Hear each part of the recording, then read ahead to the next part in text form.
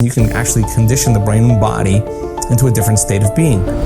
Somehow, the person's life wasn't changing because they weren't changing. The moment they start changing the way they think and the way they act and the way they feel, all of a sudden their life starts to change. So then when it comes time to be defined by a vision of the future, those wonderful synchronicities and coincidences and opportunities begin to show up in our lives. The process of change, what I've discovered, requires unlearning. That's the hard part about change, is unlearning, and then it's relearning. It's literally breaking habits that we have within ourselves, and then after we break those habits of thought, of behavior, and emotion, then it's to reinvent a new self. It's pruning synaptic connections and sprouting new connections. It's unfiring and unwiring and refiring and rewiring. It's losing your mind, really, and creating a new one. It's deprogramming and reprogramming. It's unmemorizing emotions that are stored in the body and then reconditioning the body to a new mind and to a new emotion. And so everybody has a story about the past or their past. And we tell those stories based on the emotions we experience from the past. And the stronger the emotion that we feel from some incident, some experience in our life, the more altered we are inside of us, the more we pay attention to what's causing it. And that moment becomes a moment frozen in time. And the brain takes a series of snapshots, and that's called a memory.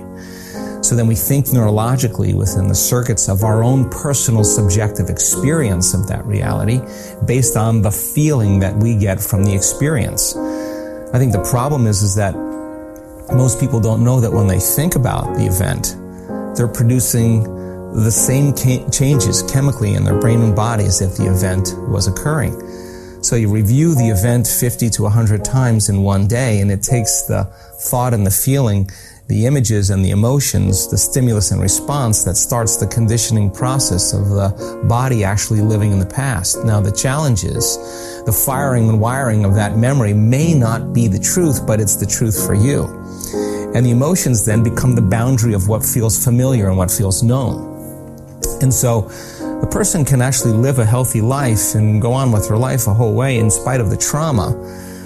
The challenge is by living by that same emotion, it becomes so familiar to us that guilt or shame or unworthiness or fear just becomes how we normally feel.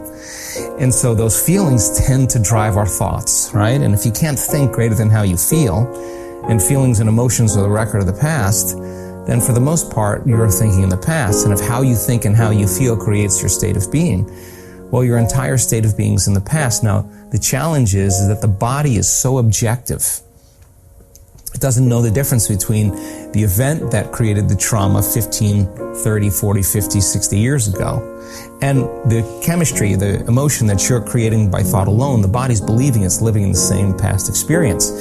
So then the person is actually viewing or perceiving reality through the lens of the past. And so anything that triggers anything that they can associate that's relatively familiar, then the big thing is get ready because you don't want that to happen again in your future. So the brain is always forecasting the worst case scenario based on the memory of the past.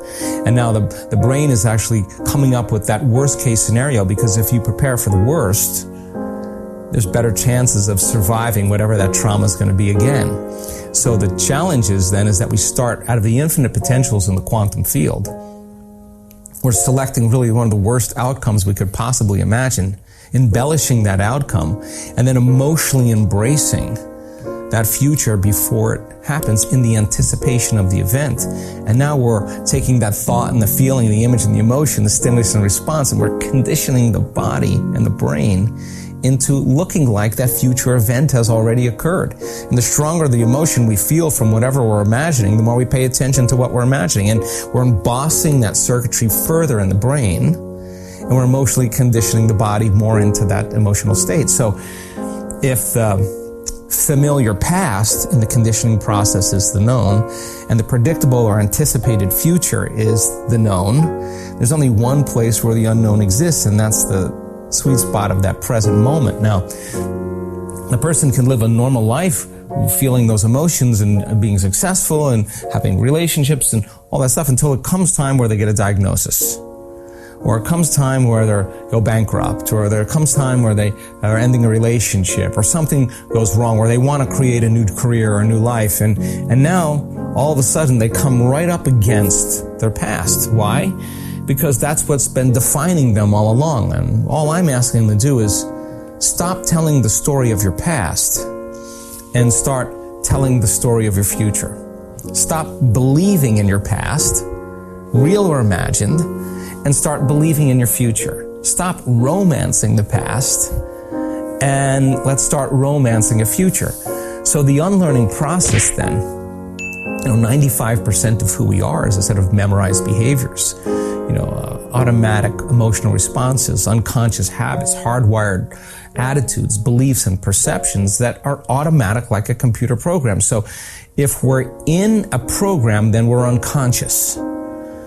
So in order for us to change, we have to become conscious of our unconscious thoughts and the story and the narrative that we tell and those memories, to become familiar with how we speak or how we act and become so conscious that we don't go unconscious to that behavior. And then we have to look at the emotions that we live by every single day and realize, are these emotions loving to me? And then all of a sudden name it. Wow, this is actually guilt. I just didn't know it was guilt. Or unworthiness. It's just how I normally feel. And I use everything and everyone in my life to make this feeling go away. But if I'm relying on my outer world to change my inner world, when things are good, I'll feel good. But when things are bad, I'll feel bad. So changing your emotional responses to the challenges and circumstances in your life and no longer living by that emotion is no different than the withdrawals we get from a drug, because no new information can enter the nervous system that's not equal to the emotion the person is processing. So then you can tell the person the answer to the problems in their life, but unless they overcome that emotion, they'll be perceiving reality through that lens, the lens of the past. So then the fundamental point here is that the trauma then that the person is experiencing from the past, they're reliving that every single day. So then when it comes time to be defined by a vision of the future, if you're living in the past, it's so much easier to forget that vision than to remember it. So how do we remember the vision of the future? Well, we got to feel the feeling of the emotion before it occurs, before the event occurs. And if you're feeling the emotion before the event occurs, if you really practice trading resentment or impatience or sadness for an elevated emotion, you teach people the science behind that. If they're feeling the emotions of their future, they'll believe in their future more than they believe in their past. Teach them how to hold the intention of what that future is. And you take that thought and the feeling, the image and the emotion, the stimulus and response, and you can actually condition the brain and body into a different state of being. What's the importance of that? Somehow, the disease is there, and now the disease is gone.